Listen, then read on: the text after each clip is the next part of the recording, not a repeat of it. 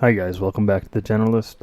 Today I sat down with my friend Jordan Reimer, and he's going to introduce himself in a second. I'm going to put that audio in the middle of this, but we talked mainly about the Middle East and all the issues going on there. A little phrase he said was conflict in context, which I really enjoyed, so I'm probably going to put that in the title of the episode, but that's all him. And yeah, listen to his intro. I'll be back after the intro. All right. I'm sitting here with Jordan Reimer. We're recording. We actually just finished the episode. But We now did. He's gonna introduce himself. Yeah. So Jordan Reimer, thank you very much for having me.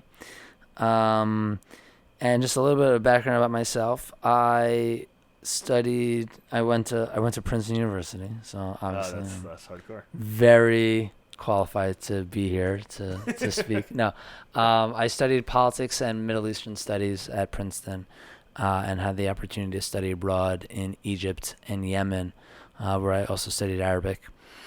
And then after that, I worked in the Department of Defense under both the Bush and Obama administrations in the Office of the Secretary of Defense for Policy, working on Iraq, working on long-term policy planning, and eventually working for the Joint Chiefs and the Arabian Peninsula, like Yemen-related issues. I went back to Princeton for my master's at the Public Policy School, and then for the past 3.5 years, have been working as an international affairs analyst for the New York City government, focusing on events in Iraq and Syria. That's a pretty legit resume right there. Thank you. I appreciate that. Yeah, that's Yeah. pretty My legit. mother would be proud. My mother's a recruiter, so Dude, we're not even related, and I'm proud. All right, guys. Just a couple of things. Same shit I always say. Check us out on iTunes. Give us a rating if you would, please. That'd be cool. Check us out on Twitter, Facebook. Twitter is at GeneralistPC. Facebook is at The Generalist Podcast. Instagram is at The Generalist Podcast. Our email, if you have any comments, any suggestions, at The Generalist... Nope, not at. The Generalist Podcast at gmail.com. And check out our website, thegeneralistpodcast.com. Definitely go on the show notes. Check out all the stuff that has to do with the episode. And check out Jordan Reimer's course that he's going to teach in NYU about the Middle East. After you listen to the podcast, I'm sure you'll be interested in going to his course. So there is a limited amount of seats. Go check it out. The link will be in the show notes. The link will also be on my Facebook page. And enjoy.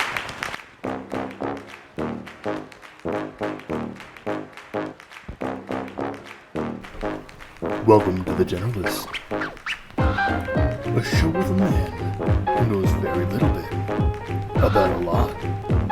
A man who specializes in nothing in particular. A man who knows that he knows nothing. A man who can be described as non-specific.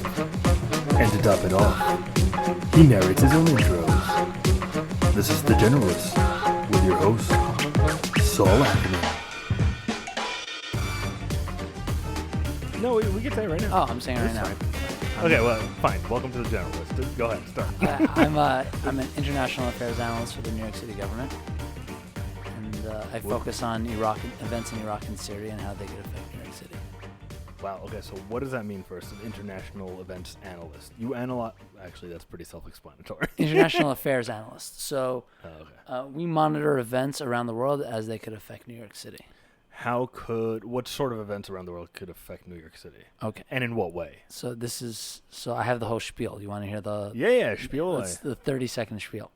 So New York City is the most diverse city in the world. Chances are, if you were to name a community or a country, there's an ethnic community of people in New York City from that country.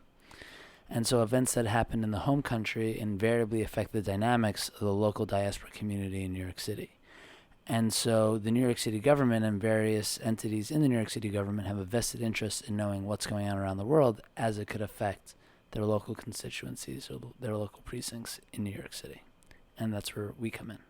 I see. So it's not necessarily that, like, war breaks out in Iraq, for example, how is that going to necessarily affect us in terms of terrorism and stuff, but specifically how it's going to affect the communities that have to do with that and how that's going to affect the larger New York City? Anything and everything. But Everything yeah, and I mean, everything. issues such as events in Iraq affecting terrorism in New York, that's mostly the FBI's job, right? Because they're Right. the ones that have assets in Iraq, in Syria, or really the CIA that the CIA provides the information to the FBI to say, oh, there's a plot brewing in Iraq and Syria. This is what you have to do to stop it. I see. So that's outside the purview of any agency in New York City. Yeah, go ahead. So a basic example is when Russia invaded the Ukraine in Crimea. And so what you had were protests outside the Russian embassy by members of the Ukrainian community in New York. And so you would have to let the NYPD know that there's going to be a protest outside the Russian embassy, and why is there a protest? It's the Ukrainians. What's it about? Who are the community leaders? Why are they protesting? So an event like that. The other instance that I think is really cool, this was in a newspaper, there was a murder of a bodega owner, right? So some guy sticks up a bodega owner and kills him. And so you're thinking, okay, it's a burglary gone bad. Turns out that the cops quickly discovered that it was a revenge killing for a tribal murder in Yemen. And so one guy kills another person in Yemen, and that victim's family, to avenge their fallen brother, kills Somebody the in New York killer's City. family in New York City. How do you get a hold of something like that? Or is that something that you would, meaning... So the NYPD investigated a murder, like they investigate all murders, and realized that the reason behind the murder was a tribal revenge killing. And so we are the subject matter expertise that could provide information on tribes in Yemen that could explain, where Yemen is and what's going on in Yemen and what tribes are where and why that could be relevant. So it's not... Oh, I see. So it's not, you're not necessarily preventing, not looking like, oh, this happened here. These are the likelihood. You're not projecting what might happen.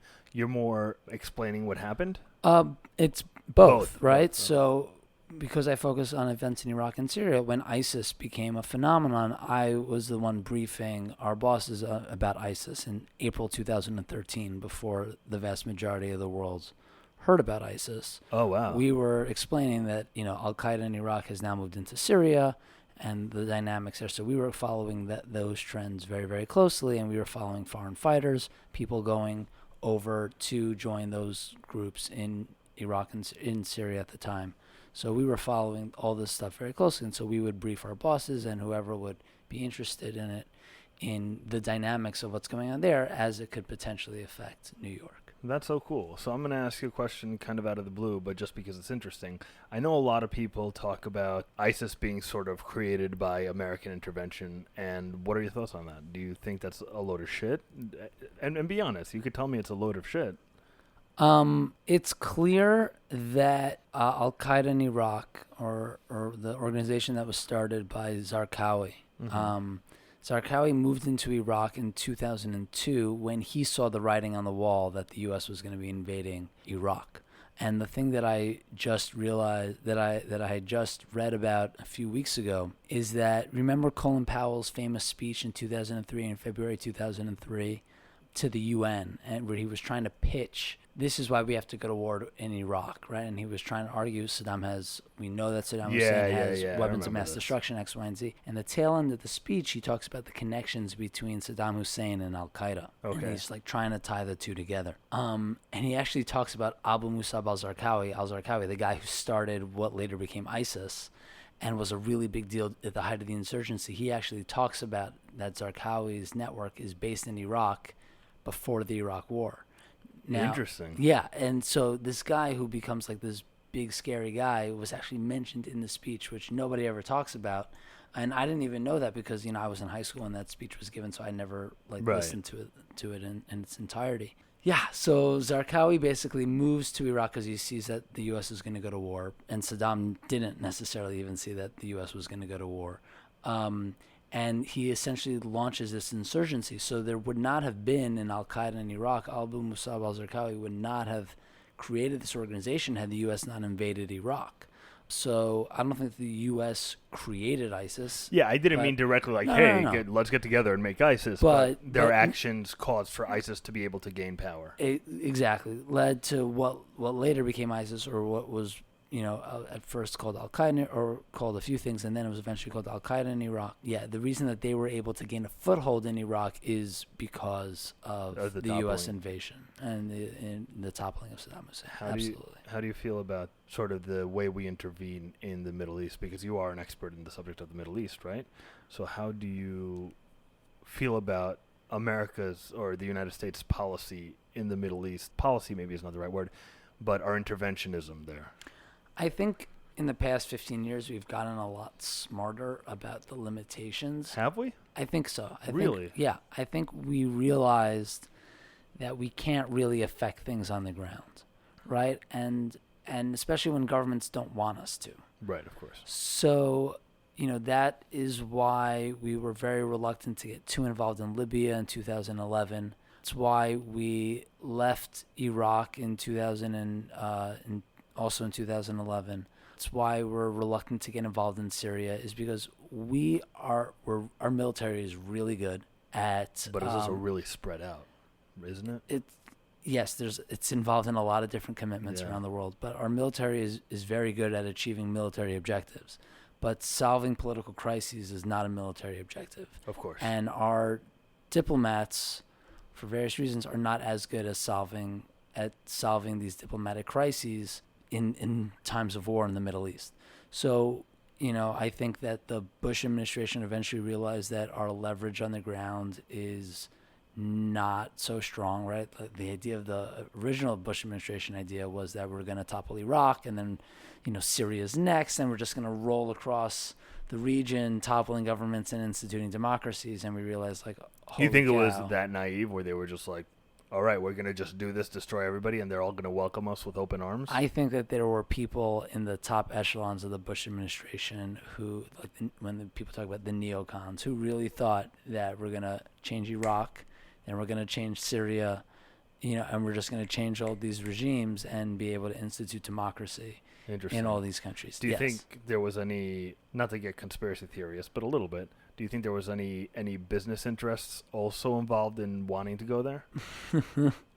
I'm not a conspiracy theorist. No. I'm not a conspiracy theorist either. I just like entertaining the ideas and seeing where they go. I would say that there was probably somebody saw an opportunity for, because there were sanctions against Iraq. Right.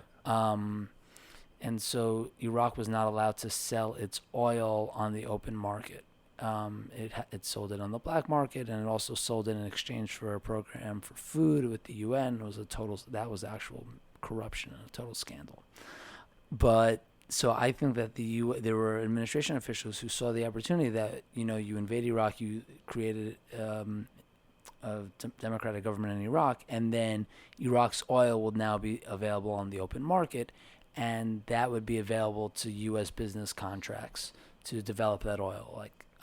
Various U.S.-based oil companies would have the opportunity to bid on contracts. Interesting. Or maybe under more favorable terms. But I don't think that this was some grand conspiracy. No, I wouldn't think of it like that. I would think more of individuals rationalizing things because much more human response. Like, oh, this is a nice side benefit. And suddenly you have a bias in your own mind of what's good and what's bad because somewhere in the back of your mind, this is going to be great for you.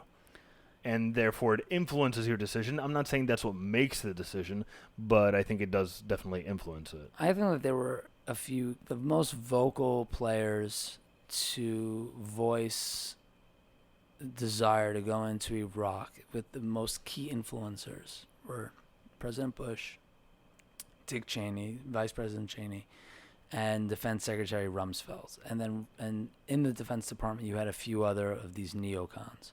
But those were the main three. And I don't think that any three of them were really motivated to overthrow Saddam because of business interests. I think George Bush said himself that Saddam tried to kill his father. Saddam in a post 9/11 world where the thought was that Saddam had nuclear weapons or a desire to have nuclear weapons that you couldn't like the Bush administration said, you couldn't leave the most dangerous weapons in the hands of the most dangerous people. The world is too precarious for that. I think those were the reasons, and I think there was a genuine naivete that, we're just going to overthrow Saddam and then we'll have a democratic government. Like, which is, people of want course, democracy, and people want to be able to control themselves and have self-determination, and so you overthrow the bad guy and you're just going to have democracy. It's going to be that easy. So I think there was a huge amount of naivete and desire to get rid of this guy that was like a real dick, but I don't think it was about oil interests. I don't think that was really in the back of the minds for those three people. No, I don't think so. Cool. It's interesting to talk to somebody who really knows the situation. I mean, there are out of the conspiracy theories that are out there, the thing that I probably would believe the most is the fact that Dick Cheney was previously the CEO of Halliburton, which was a defense contractor, and Halliburton got a lot of really nice defense contracts going to war. So I don't think it was let's invade Iraq so that Halliburton could take over Iraq, but it was, if we go to war, then just so happens that Halliburton's going to get the contracts. Get a lot of good contracts. Yeah, so war is profitable. But people have been talking about that since World War One. I mean, war is profitable. Right. It's unfortunate. And, right. and then once war becomes profitable, it's very difficult to get that profit out of it. And it sort of on the business side perpetuates war to a degree. Business side. Yes. Yeah. But I don't think that was the main. That was even a secondary reason for invading Iraq. Interesting. The business interests. So what got you interested in the Middle East? You're a Jewish boy from Jersey. I'm from Queens, man. I don't know why I said Jersey. Oh, because I met you at Princeton. Yeah. So the reason why I'm interested in the Middle East is because I am a good Jewish boy from Queens who went to Jewish day school from kindergarten through 12th grade. And whenever we learn about the Middle East, it's Israel, Israel, Israel, right? And during my formative years, it was the Second Intifada. And you learn about the history of Zionism and the 1948 war, the 1967 war, the 1973 war. You never learned about the 1982 war or the First Intifada. But you learn about all those different wars. And so inherently, you're focused on Israel. Which gives you a huge bias. Necessarily. I mean, it's just the way it is. And I totally support that sort of indoctrination for kids in the Jewish community. Like, I think that you need a nice solid dose of indoctrination to then be able to think critically. Really, that's a very interesting perspective. I'm dying to hear more, but first tell me what you were going to tell me. Yeah, or like getting into some deep stuff here. Yeah, man, that's the point. I realize that when I run for political office, this is gonna bite you in the ass. Yeah, totally. For sure. I lost my train of thought. Oh, so Israel. So, and I've always been interested in politics. I just, I think since the Iraq war in 1990, so the reason why I was always interested in politics, my dad's really interested in politics, and like that's how we related to each other. Grew up like listening to all these talk radio shows and just talking politics with my dad. I think my earliest political lesson, why I was interested in the politics and maybe even Middle East politics, was in 1990, Saddam invades Kuwait. Iraq invades Kuwait. And there was this really cool map in Time magazine that I saw, and it like lined up all the tanks, where all the U.S. tanks are lined up, where the Iraqi tanks are lined up, and where they're invaded in Kuwait, and where all the battalions are stationed. I thought it was like the coolest looking map, right? Because I used to love playing with little army guys. Yeah. And so this was like little army guys on a map in the real world. And so the Time magazine article actually listed what weapons the U.S. had and what weapons Saddam had, Iraq had, and who made those weapons. So, all the U.S. weapons were U.S. made, and then Saddam had a lot of Russian, Soviet-made weapons, but he also had U.S.-made weapons. Yeah. And I asked my dad, I was like, how could Saddam Hussein, our biggest enemy, have American weapons? Like, that's crazy. How'd he get them? And my dad's like, oh, well, 5 years ago, he was a U.S. ally. Like, he was our friend. And again, in a different war. And I was like, what the hell? How does that happen? How does like the biggest enemy in the world, how was he our friend like 5 years ago? So like those dynamics of like shifting alliances and all the the complex arrangements of how states interact with each other and all the different political configurations have always been fascinating to me. Right. So, and because I had this Jewish education, always focused on Israel, I was naturally focused on the Middle East. So add politics plus Middle East, interest in politics plus interest in the Middle East, there you go. Once I got to college, I started taking all these classes about the Arab world and Middle East outside of Israel, and I realized how much more fascinating to me personally the Arab world, Middle East issues are outside of Israel completely, and so that's where my current focus is now. I actually don't focus a lot on domestic Israeli politics or Israeli-Palestinian politics. There's plenty of people doing that. So I really focus on everything but Israel. I hear that. Tell me more about this idea of indoctrination leading to critical thinking, because that's interesting. Because I actually disagree with you on that, but maybe I'll agree with you by the end of what you say. So I'm a religious Jew, and I think it's the same idea for religion, right? I think that if you're trying to raise a child with a certain viewpoint, it's important to indoctrinate your child with that viewpoint. So my parents wanted me to be a Zionist and to support Israel and to love Israel, and the only way to do that, they felt, and I kind of agree, is to give your child a huge Zionist education, like the history of Zionism, the history of Israel, from that Israel-centric lens. Same thing with religion. If you want your child believing that the Torah was given by God to the Jews at Sinai, and that therefore all the commandments in the Torah are obligated to do by God, you have to send them to a school that's going to hammer it in their brains over and over and over again so that they internalize it. It's really interesting that you recognize it, though, as indoctrination nonetheless. Yeah. Because a lot of people say it's not indoctrination, but I respect that. Let's be honest, it's indoctrination, right? Yeah. You can indoctrinate people to believe good things, too. Just because it's indoctrination doesn't mean that it's bad or it's wrong or Absolutely. It's incorrect. I think that the emphases are different, right? There's a reason that my education emphasized the 48 war, the 67 war, and the 73 war, not the 82 war and the First Intifada. But that doesn't mean that my education was based on lies or mistruths. No, of course not. It's based on a point of view. Right, which exactly. Everything is. Exactly. Everyone's reality is just their point of view, essentially. Exactly. But if you're a mature adult, you should be able to confront that point of view, learn what the other side is saying, and still have the courage of your convictions, or maybe change your opinion a little bit. So I agree with you wholeheartedly on that. The only problem is that very often that indoctrination leads to the unquestioning, uncritical following of that point of view, and then it's very difficult to have conversations with people like that, for example, because they cannot recognize that there's any other point of view that could possibly be not even right, because again, we're saying nothing's right or wrong, it's just a point of view, but that other points of view have any validity. So I agree with you that that's a problem. In my fantasy world where I raise my kids with indoctrination, I also raise them to be critical thinkers and to feel free to question key assumptions once they're old enough and mature enough to question those key assumptions. Yeah, that would be great. So, take a Bible criticism class in college, learn about other perspectives on Judaism or on religion and faith, learn about other religions and see all the cross similarities between Judaism and other religions.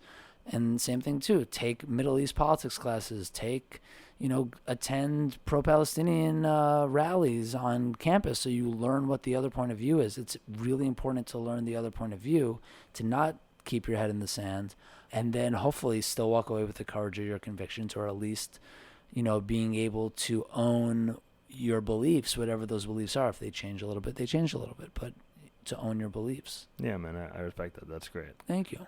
Going back to the Middle East for a second. Yeah. I You guess didn't even ask me, the Bush administration was obviously behind 9/11, though. That's just a given. How else are we going to invade Iraq? I just like to point out right now for your political career in the future that was a joke, and he was laughing and smiling when he said that.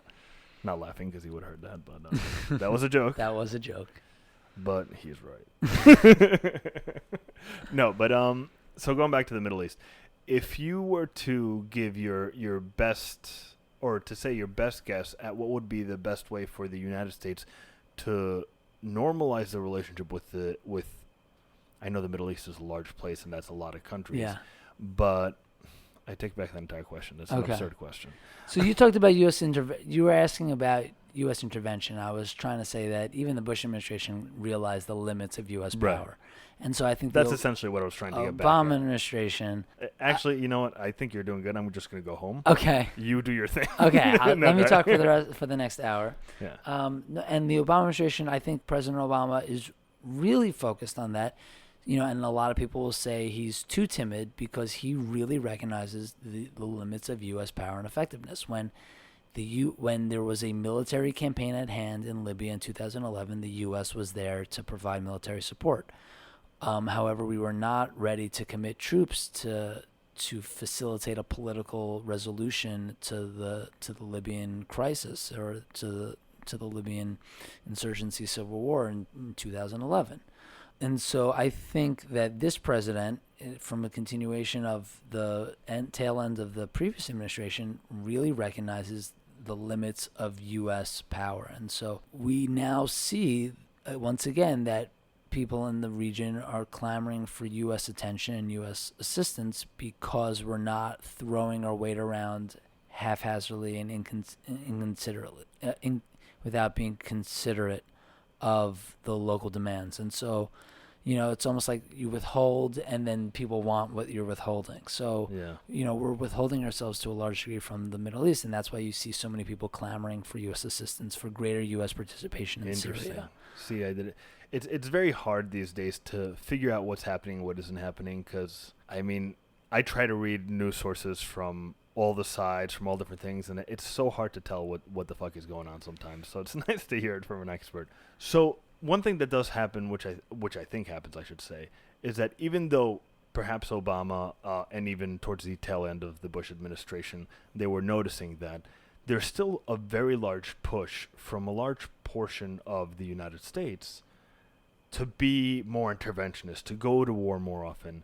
How does that play out, or does it play out at all in sort of your field? In my field, it doesn't really play out. In my job and in my own personal interest, I'm very interested in political dynamics. And so who are the various actors in the region, in the Middle East, and what are their interests, and how do other actors perceive their own interests and the other players' interests. And so when the U.S. gets involved in something like that, from my job's perspective, that just adds another chess piece, or it's another moving of a chess piece.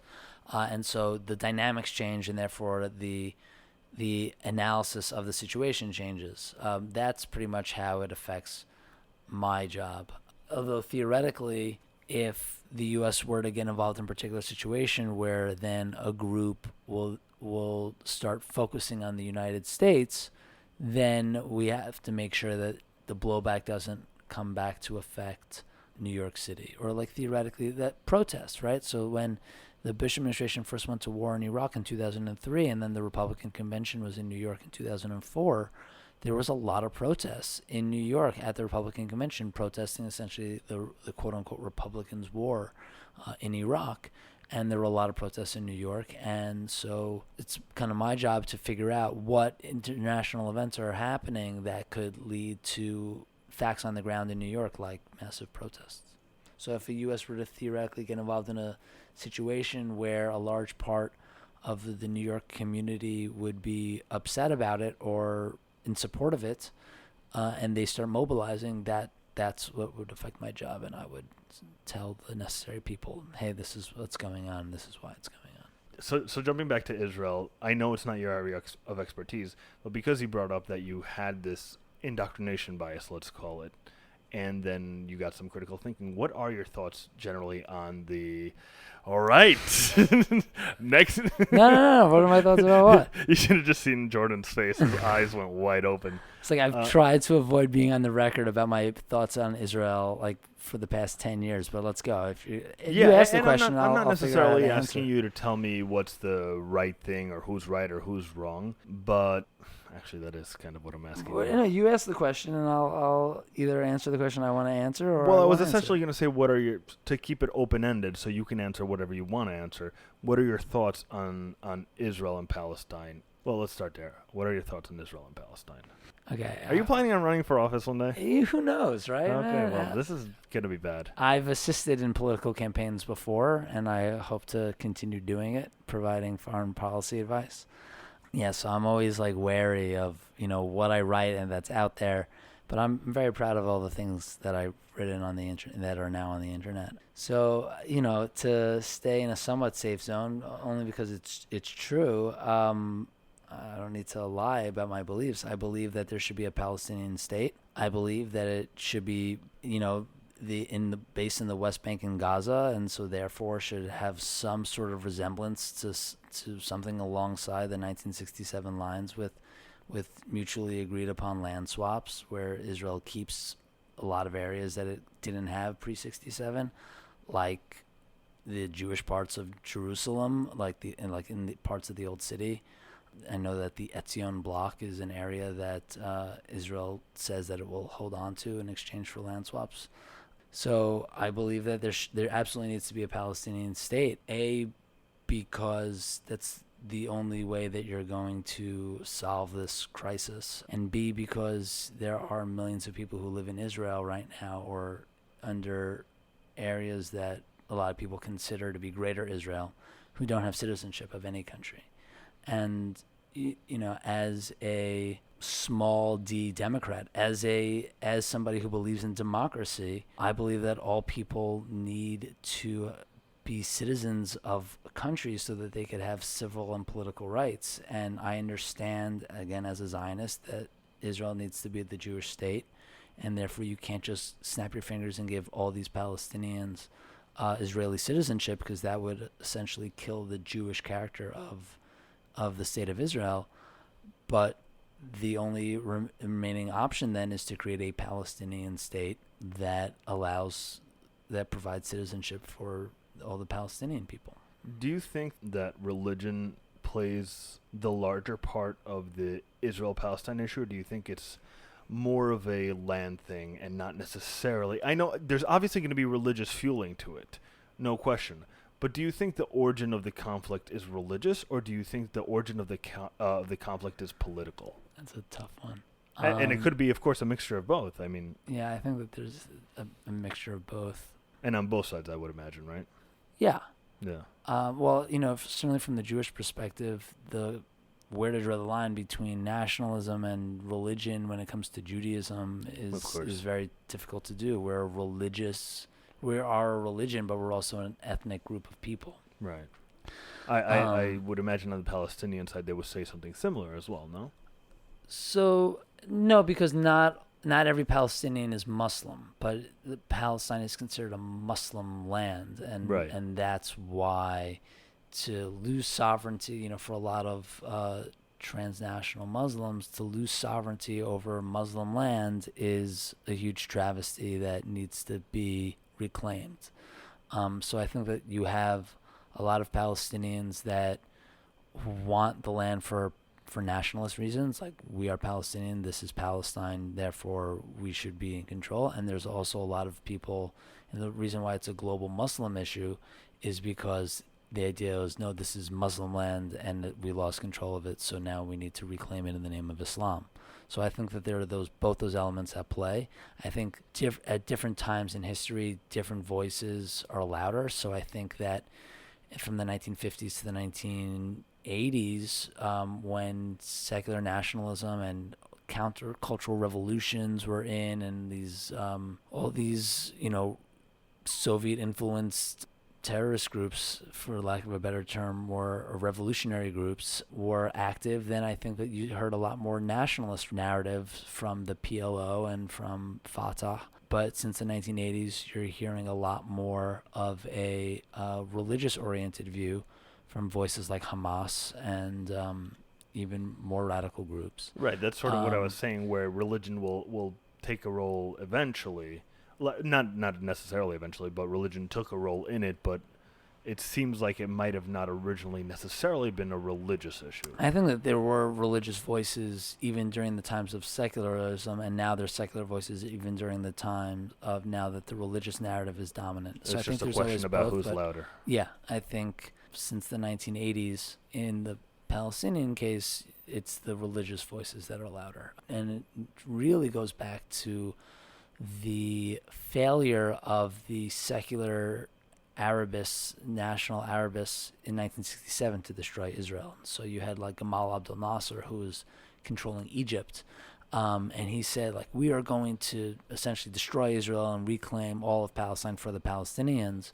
Follow me in this secular nationalist, pan-Arabist movement. And Israel not only defeated Nasser, but captured the West Bank and Gaza in 6 days, and it was a total routing of the Arab world in only 6 days. Right. And so that was really the beginning of the end of this secular narrative. I think the PLO was able to continue as a much more secular organization throughout the 70s, but really starting after the 67 wars, where the Islamists started saying Islam is the solution. The Arab nationalism is failing you. You want to be able to reform society, and you want to be able to reclaim land in the name of the Palestinians. You have to follow Islam as the solution. We need to become more religious, and we need to follow more religious-oriented narratives.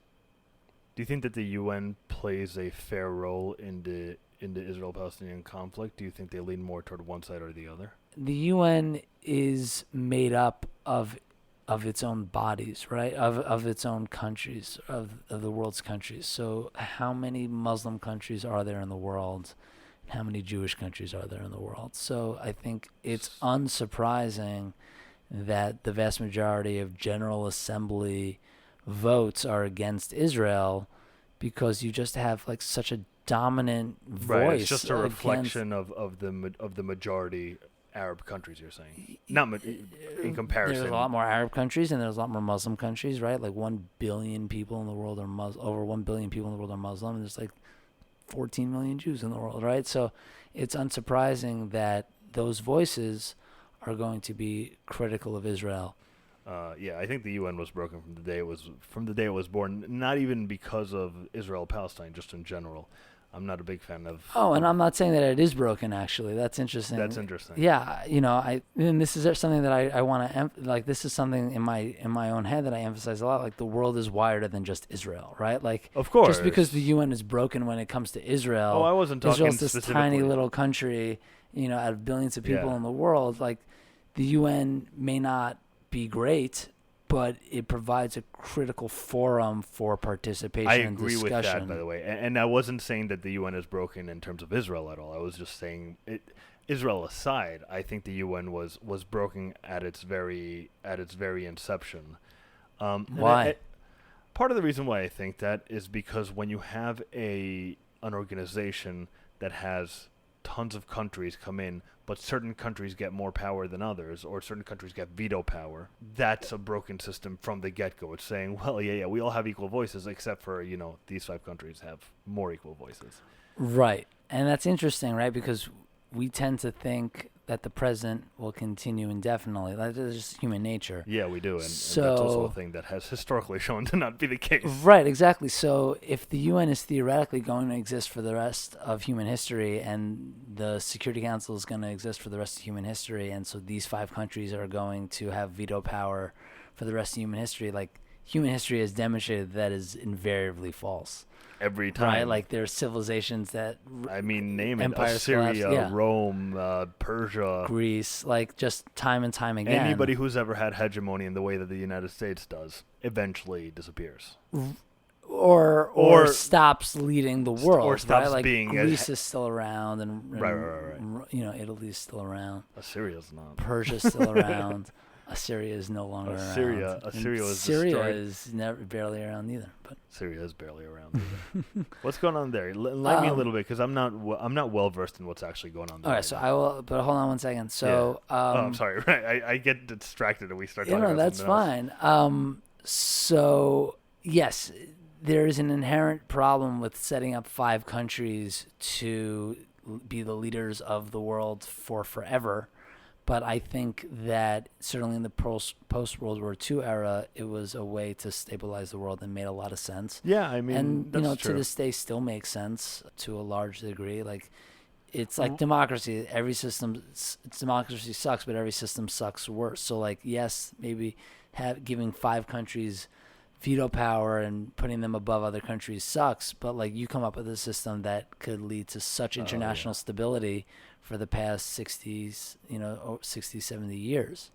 And I think that, we were able to weather a Cold War, like thermonuclear Cold War between two countries, one empire in the United States, because you had mutual veto power. So one country couldn't control the other one in the UN. They had to. That's go through true. I proxies. mean, and again, yes, the UN has done great things and everything. I guess it's just the model of it. But you're right what you're saying. I'm complaining about the model. I don't have a better solution for it. So I'm just bullshitting around when people are actually doing real things. So let's talk about something easy. So you want to talk about Syria? I want to learn a little bit about Syria because I don't actually know exactly what I know a little bit, but enlighten me a little bit. I was about to say right now you have a two-way civil war, or three. I was going to say you have a three-way civil war, but you really have a four-way civil war. If that's... This is getting sexier by the minute. Right, and I've read, some fun estimates by analysts, like you have a seven-way civil war. Like, I think realistically you have a four-way civil war. You have the Syrian government led by Bashar al-Assad that controlled the Syrian government pre-2011, and then you had the Arab Spring protests. And that quickly led to a political movement that soon turned to a military movement, who are now easily just called the rebels, the Syrian rebels, who want to overthrow the Assad government and put in a more representative government. So Syria vast majority of Syria is Sunni Muslim, Arab Sunni Muslim, but the Syrian government itself the Assad family is Alawi, which is an offshoot of Shia Islam. So the simple way to think about it is you have a Shia minority controlling a Sunni majority. How does that happen often? Like it also happened in Iraq. Yes. So you had the flip side. The flip side, right? The Shia was the majority of the country, and he was a Sunni running the country. Exactly. And ironically, they both did it via the Ba'ath Party, which we were just talking about, this secular Arab nationalism, this pan-Arab nationalism. Basically, in the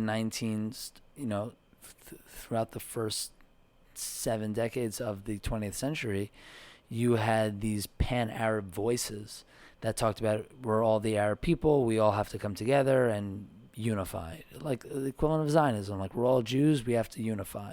So this was like we're all Arabs, we should have one large Arab country, and we're all going to come together. It's going to be beautiful. We're going to live in peace and harmony. So there was the Ba'ath Party that really pushed that agenda, and minorities, Arab religious minorities, really liked that idea, right? Because then they can be given equal voice, right? If you went according to the old paradigms, then they would just be like this little crappy minority that no one wanted to pay attention to. But if we're all unified, we're all the same, then they get equal voice.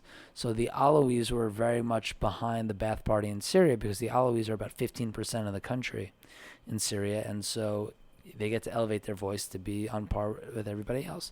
And the same with Sunnis. Sunnis who are about Sunni Arabs who are about 20% of the population in Iraq said, "Oh well, I'm a Ba'athist. I'm an Arab nationalist. So we're all brothers, and so I deserve an equal voice." And so it's not a coincidence that you had these minorities coming to dominate their countries through this guise of Arab secular nationalism. That's so interesting. And the funnest part is that you actually had Syria and Iraq, which were both controlled nominally by the Ba'ath Party, but the same political party.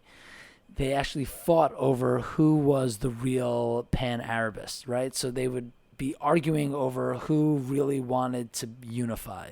It didn't make any sense. That's pretty funny. Yeah, so like they would compete over hosting the founder of the Ba'ath Party, Michel Aflaq, and like they would fight over like, oh, he's staying with us. He supports our pan-Arabism, not your pan-Arabism. I didn't know Aflaq was a Arab name. Yeah, Aflaq. I'm sure I'm like butchering the pronunciation of that. But you speak Arabic, don't you? I do, and yet I still feel like I'm butchering the Aflaq. Ben Aflaq. Yeah. No, Michelle, because, it's Michel. And that was, before I learned how to pronounce that name, it's not Michael, it's Michelle. That probably landed you in some trouble. Yeah. Where were we? So they're arguing over pan-Arab nationalism. Oh, so that's how these minorities come to control the government. So in Syria, just like you had in Iraq, you had this minority controlling the majority population. And like we were just talking about self-determination, people want to feel like they have representative government, a government that represents themselves, where their voices are heard and critically important. And so naturally you had a Sunni Arab uprising in Syria because the vast majority of Syrians are Sunni Arab, and so they want to feel like their voices are being heard. And so that's what led to the Syrian civil war. So those are the two factions. Then eventually you introduce the notion of these Salafi jihadis, radical Islamists, as they're called more colloquially in the United States, mostly in the form of ISIS, to keep things simple, who are theoretically, they don't like Assad, but they also don't like these more secular-oriented rebels. They just want to come in and take over as much land in the name of Islam or in the name of the Islamic State. And so they're fighting essentially those other two sides. And so that's how you have a third side in the Syrian civil war. And literally when the rebels, who were a lot weaker than the Assad regime back in 2012 and 13, were fighting the Assad regime, you know, if you think about it like a chessboard, the rebels were facing the Assad regime on the battlefield, and then ISIS comes in from behind and just swoops into rebel-held territory, into the rear guards of the rebel-held territory, because, you know, the rebels weren't defending their rear guard. They were only defending areas that they were fighting against Assad. So ISIS is like, oh, don't mind us. We're just going to, like, kill you and push you off to the side, and we're just going to take over some territory. Don't worry about it. And so the rebels were really marginalized and confined to these, like, they were basically urban in, like, areas. a two-front war. Yeah. So the rebels, who, like, can barely fight a one-front war, were now fighting a two-front war. And the Assad regime helped ISIS fight the rebels by not bombing them directly. So, you know, there's a lot of talk about the Assad regime collusion with ISIS, and I don't think that there was real collusion with ISIS. But what I do think was that the Assad regime would be launching airstrikes against rebel-held territory, but then when ISIS came in and took over that town from the rebels, the Assad regime would stop bombing that town and move on to the next town that the rebels held, and would essentially allow ISIS to grow and flourish, because then it would be able to tell the international community, like, we're not fighting a war against secular Democrats, we're fighting a war against radical jihadis who want to destroy everybody. We're fighting a war against ISIS. Wow. You have to help us. It was totally cynical, and it worked effectively to the degree that Assad is still in power.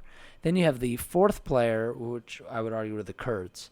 The Kurds vast majority of them are Sunnis, but they're non-Arab, and they're much more secular oriented. So they are not part of the Sunni Arab majority. The Kurds are based in four countries, predominantly Iraq, Iran, Syria, and Turkey, and they are probably one of the largest ethnic groups in the world without a country or without any area that they could have self-determination, because they're split up into, you know, who's a larger one? Just for off the top of my head, I don't know, because there are tens of millions of Kurds in those four countries. Really? I didn't know there were there's that more many. Kurds than there are Jews in the world. So you have tens of millions of Kurds without any country, because they're divided into four countries. They really got screwed at the Treaty of Versailles in 1919, when you're talking about great powers dividing up the world. When the great powers were dividing up the world, and the Kurds sent a delegation, and they got totally screwed, and their whole landmass, and their landlocked people, their whole landmass got divided into four different countries.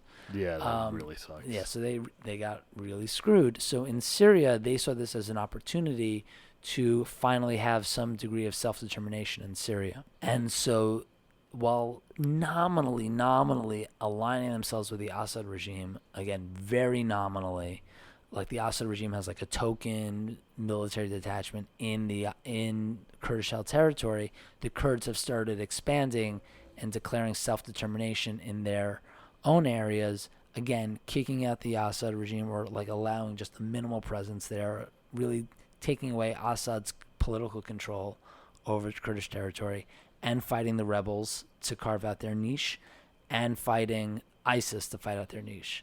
And again, you have the rebels aren't fighting against the Kurds so much, because they kind of like recognize each other, like, okay, you got your area, we got our area, but ISIS doesn't recognize any of that, and neither does the Assad regime, really. So they are like a fourth player in this four-way civil war. And again, when people talk about like a seven-way civil war, they start talking about allies, like Turkey's involved, and Iran's involved, and Hezbollah's involved. But any new entity is aligned with one of those four main four entities. But those are like the four main players on the ground, all killing fighting each other. Yeah. Wow. Yeah. That's crazy. So that's what's going on in Syria. Okay, so question that I know you don't have an answer to. Okay. I give Jordan Reimer all the power in the world. Okay. How do you solve like where this this is situation? The answer to that is it's easy to answer and it's hard to implement. And it's the same answer to, I believe, how to ultimately defeat ISIS. And it's the same answer in Syria as it is in Iraq, except it's easier to do in Iraq than it is to do in Syria. Okay, now with that preface, the answer is that you need to provide a Sunni majoritarian government in Syria. You need to enfranchise the Sunnis in Syria and Iraq. That's the answer. It's the same answer for both. You need to enfranchise the Sunnis. You can't. Why? So the Sunnis in Syria, I guess, are the majority. Right. So why the Sunnis in Iraq? Well, why has ISIS sprouted in Iraq? Because the Sunnis have been disenfranchised and marginalized, discriminated against. And you're never going to defeat ISIS in Iraq until you finally allow the Sunnis in Iraq to feel part of the system. And that's a whole story, and I lecture about it, and I'm happy to go into that if you'd like.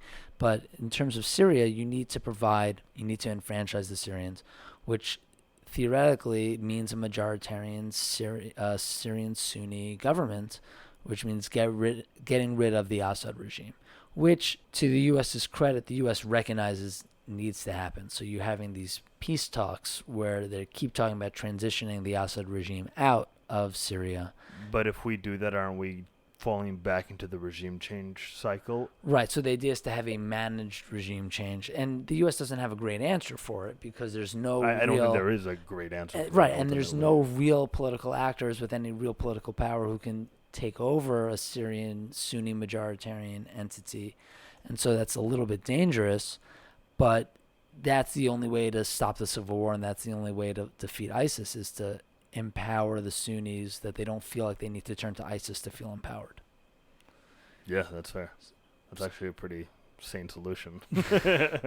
Yeah. So no, just to implement it. Right, exactly, which is very difficult. And Assad is happy to go to peace talks, but he's not going to give away his power. Right. So he's happy to sit at peace talks, but he says I have no plan on leaving. The Syrian people elected me.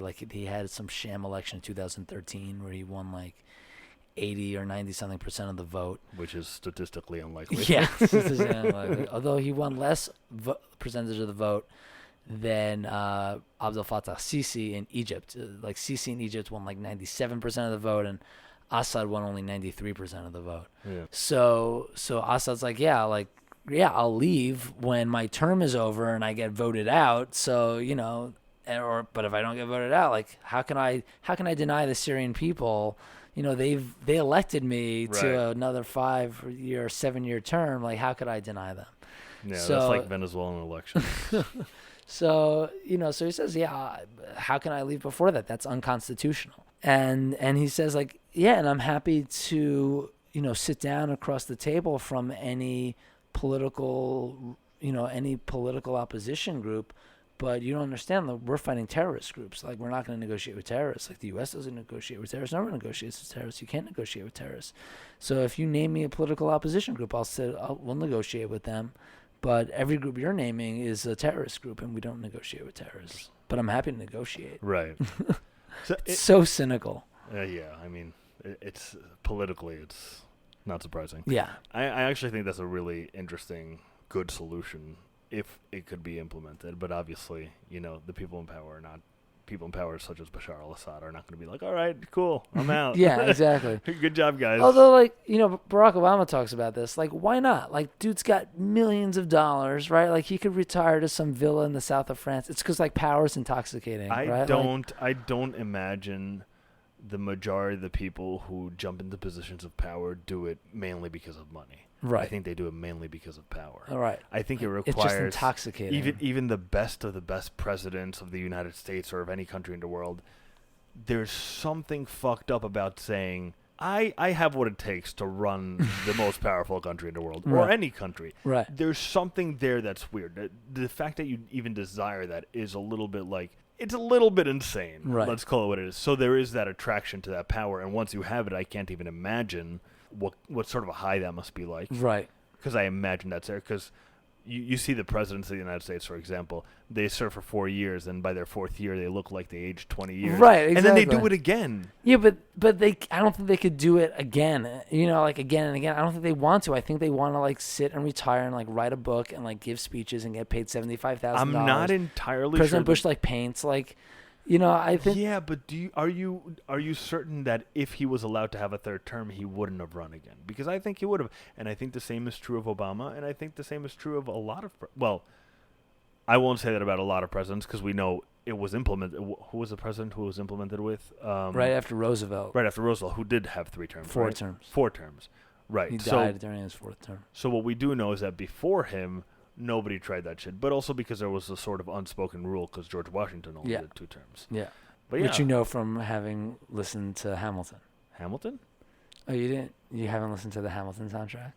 No. There's a song called like "Teach Them How to Say Goodbye" where like George Washington says like I'm stepping down after 2 terms. No, I just know random shit about. Oh, you just like know American history. A little bit, not totally a lot. messing with you, man. I don't. Yeah. So, and yes, eventually probably they would retire, but I do think there's still that like.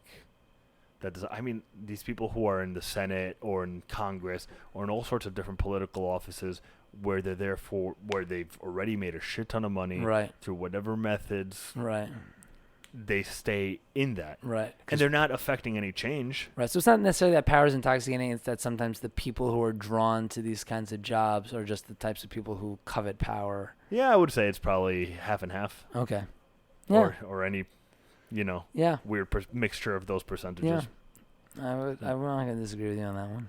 All right, so to just completely jump off topic, I'm trying to do this now, and I kind of like it. I'm curious about, and I'll start with Yankees. No, I don't care about baseball. Very general question. Okay. And if you don't want to answer so generally, I'll ask more specifically. Okay. Do you have like a personal life philosophy? What would be your personal life philosophy? I know it's a very general question. Say too general, I'll start asking you specifics. My personal life philosophy is, do unto others as you would have others do unto you. And because that like really informs like my libertarian streak. Like shit, we could have talked about that more. Yeah, you can always come back on. I'm like a non-kooky libertarian. There's a lot of non-kooky libertarians. I know, right? Like, I actually small government. Like, I don't want to pay a lot of taxes, and I just want to like much more left-wing social policies of like small government policies, both from the right-wing side and the left-wing side. Yeah, I do. Libertarianism does attract me a lot. In fact, I think last election I voted for Gary Johnson. Nice. But libertarian, I really do like the principles of it. I'm not entirely sure that it could work in today's climate. Okay. And what I mean by that is, and again, it's not necessarily what I think is the best, but there is a lot about it that I like. The problem is, today, I think we have big government. Democratic side, Republican side, doesn't matter. We have big government. The Democrats are clear about it. They say, we like big government. I mean, not like that, but essentially. And the Republicans say, no, we hate big government, but they only mean that for the things that they don't want big government for, right? So ultimately, we have big government. Right. And short of somebody coming in and saying, all right, we're going to fire everybody, we're not going to get a small government in a short span of time. Right. So I don't know that libertarianism can actually become libertarianism. Meaning if you elect a libertarian candidate for president, say, that he'd be able to enact libertarian policies in the United States in the climate that we have right now. Not major libertarian policies, but you would be able to relax restrictions on on drug enforcement, which is on super abortion necessary, enforcement, right? Like, on gay marriage and those kinds of individual rights-based issues, and you'd be able to, again, and the president can't do all this. A lot of this involves Congress, of course. But let's just talk about what the federal government could do. You could not expand social programs and therefore eventually lower taxes, and you can enact social policies that don't expand the intervention of the government. And like that, I think you could do without necessarily getting rid of the Fed. That's what I mean by a non-kooky libertarian. Like, the Federal Reserve seems to have proven itself to be pretty effective. And so we're not getting rid of the Fed. We're not, let's be honest, we're not destroying the Department of Education, Department of Energy. Like, that's not happening. You're exactly right. Although I think in the 21st century, I was just having this conversation over the weekend, I think in the 21st century, it's time to reevaluate why you need a Department of Agriculture and a Department of Commerce and a Department of Labor. I mean, I think it's time to reevaluate a lot of things because the world has changed insanely. Yeah, exactly. Not even from the times of George Washington, but from last century. Exactly. So like our government is great for like a post-World War II era where like labor is a huge component and agriculture is a huge component. Who knows how much longer labor is going to be around with the invention of all the robots that do everything. Exactly. So I think it's time to like reimagine how our government. But that would be a massive bipartisan effort. But I think on the day-to-day, you can have more libertarian policies without destroying the federal government to make that happen. I think that's fair. Yeah. And again, I wouldn't necessarily consider myself a libertarian, but there's a lot of things that I do like about the libertarians, and I don't think it would be a bad thing. Listen, if a third party that wasn't the Republican or Democrat Party won anything at the federal level, I'd be so happy. This is the election for it to happen. This right? really because is the election for it to both happen. mainstream candidates are so reviled by so many people in the country that you would think that a third party would be able to garner a lot of votes. Yeah, except it falls back down to the idea that people, regardless of which side, say, well, no, you have to vote for this person, otherwise this other person. That other person, right. And exactly. I get that sentiment, I really do, but honestly, I don't agree with it. Because I think the only thing that reinforces that, the only thing that makes that true is the fact that we say that. It's only because we say it that that's the case. If everyone said, no, I'm voting for who I want, holy shit, maybe we'd elect somebody who everybody wants instead of the two worst-rated candidates in presidential history of the United States. Right. So, but then it comes back to the same, like, oh, well, but what if, I'm the only one who does that and nobody... So, I'm one for courage. I've never voted Democrat or Republican. Really? Never. I always vote third party. Maybe that's just because I have a rebellious nature and I'm like, hey, fuck everyone. But no, usually I'm voting for somebody who I like, and I have, like I said, I voted for Gary Johnson. I'm not necessarily a libertarian, but I liked what he was saying. I liked the libertarian ideals, and I liked it better than anything else that was being proposed, which I thought was just the same old shit. Yeah.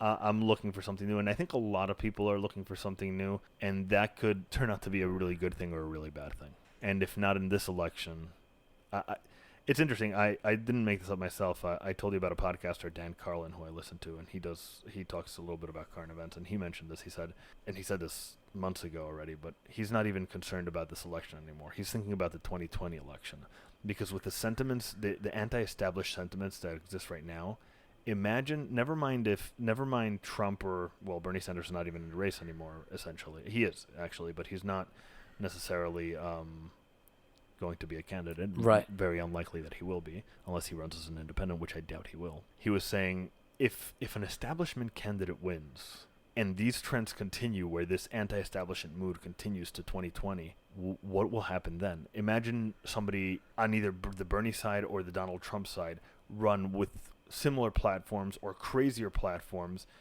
or maybe they run with the same platforms and they believe what they're saying, or they don't believe what they're saying and they're just manipulating the people. All sorts of crazy things can happen.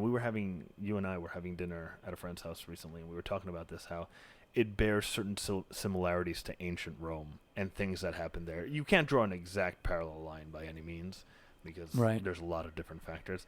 But it's interesting that a very similar thing happened right before the fall of the Republic of Rome, which doesn't by any means mean that the United States is going to fall. I'm just saying it's interesting, similar dynamics that are happening. I think, and it's almost exciting I know a lot of people are very despondent, but I'm almost excited by this election only because I think that you are radically going... In an ideal world, right now is a huge opportunity for the collapse and rebirth of the Republican Party, right? Like the For Republican sure. Party must be doing some crazy soul searching right now, and I think that. I sure hope so. And the Democratic Party also is like tearing itself at the seams between the Bernie Sanders wing absolutely. and the, let's say, the center left wing versus the extreme left wing. And so you have the Republican Party tearing itself apart, the Democratic Party tearing itself apart. I think that this could be a huge moment in an optimistic world. This could be a huge moment for the realignment of us, again, talking about how the world has changed, like to have a political alignment that's adapted to America in the 21st century, where people don't care as much about issues related to gay marriage or drugs, right? Like there's just all these issues, and people care about reforming the criminal justice system. There's all these issues that people care about and people could agree on. And so you could really realign like what's centrist in America within the next 10 years, or maybe we just go back to having boring candidates 4 years from now. I hope not, but yeah, I did think that was a great thing about this election, especially that it wasn't happening on one side. Because if it's happening on one side, they just the Republicans are idiots, the Democrats are idiots, right? But because it's happening on both sides, and again going back to Dan Carlin, he said it's like a huge civics lesson for the entire country, and this entire electorate will carry that till the day they die. Yeah. And it's and a large part of it is a brand new electorate, people who are just voting for the first time. Yeah. So in that sense, I like your take on that, and it could be a very positive thing. And with that being a very positive thing, I want to end it. But first, is there anything you want to promote? I will be teaching a class in November at NYU School of Professional Studies on the rise of ISIS and the mobilization of the world to fight ISIS. So everyone should sign up for the NYU class. Do you have a more specific date, somewhere where they can sign up? November 6th. It's at the Center for Global Affairs in the NYU School of Professional Studies. The curriculum is not available yet because they're still in the summer semester, but it will be available. It's a one-day course, 7 hours, and it's everything you ever wanted to know about the factors leading up to ISIS, what ISIS has done now that it has control of the territory, and what the world is doing to fight it. All right. All the information will be on the show notes as soon as it's available. Excellent. So you can just click on the link and sign up for the course. Super interesting stuff. All the secrets that Jordan wasn't allowed to say on this podcast will come on. And Jordan, we're trying to convince him. Actually, somebody else tried to convince him, and I think he might do it. He might be starting his own podcast, hopefully. Yeah, that's an idea that I've been kicking around. Although I'm looking at all this equipment, and this looks like pretty intense enterprise. No. It could be really unintense. I'll help you out. I really will. Thanks, man. On the Middle East, is that what you would do it on? Yes. I don't have a great name for it yet, but it would be about what's going on in the Middle East, what caused it, and it would track in real time, providing context. One catchphrase that I've thought up a while ago was like conflict in context, right? Like trying to provide. I love that. Thank you. Yeah. TM me. Conflict in context and like trying to explain what's going on and why it's happening. That's always been like my major passion, is explaining why things are happening, why actors see things the way they are, and how they react to other actors based on how they perceive them. That's great, because a lot of times we, not only just the way we look at things, but often we're shown things completely out of context, and a lot of wild accusations and crazy theories come out. And then we misunderstand why is ISIS how is ISIS able to take over so much territory so quickly? It's a terrorist organization and they want to destroy America. Like, okay, well, like, let's explain the context for why ISIS is rising up, and let's explain how other actors in the Middle East, like, let's say Saudi Arabia, relate to ISIS, and why the world isn't mobilizing against ISIS to the degree that America would like the world to. Right.